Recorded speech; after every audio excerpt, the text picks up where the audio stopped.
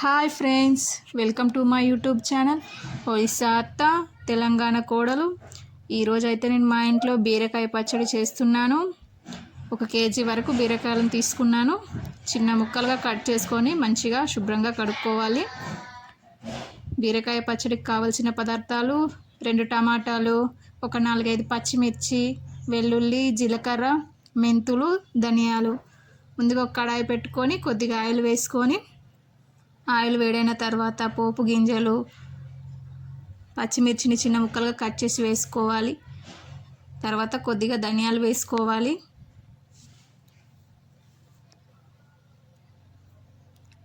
చూడండి, పచ్చిమిర్చి కొంచెం వేగిపోయినాయి. తర్వాత మనం కట్ చేసి పెట్టుకున్న బీరకాయ ముక్కలు వేసుకోవాలి.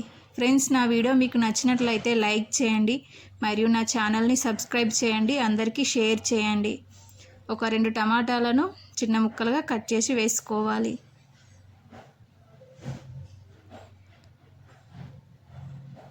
ఒక 5 నిమిషాల వరకు టమాటాను బీరకాయ ముక్కలను ఫ్రై చేసి ఉడికించుకుందాం. అవి నూనెలో ఫ్రై అయితేనే బాగుంటుంది. పచ్చడి అనేది పచ్చి స్మెల్ అనేది రాకుండా ఉంటుంది. చూడండి, ఉడికిపోయాయి.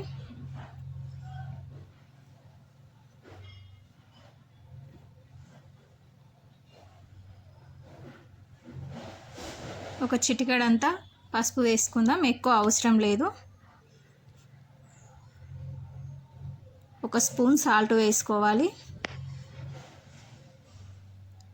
ఈ పచ్చడి ఏ టిఫిన్స్లోకైనా తింటే చాలా బాగుంటుంది.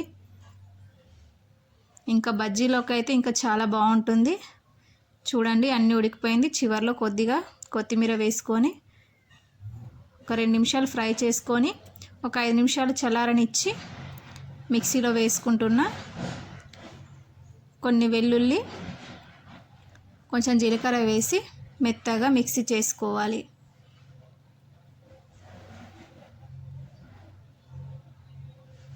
చూడండి, చూస్తేనే ఆ కలర్ చూస్తేనే తినేయాలనిపిస్తుంది. బీరకాయ పచ్చడి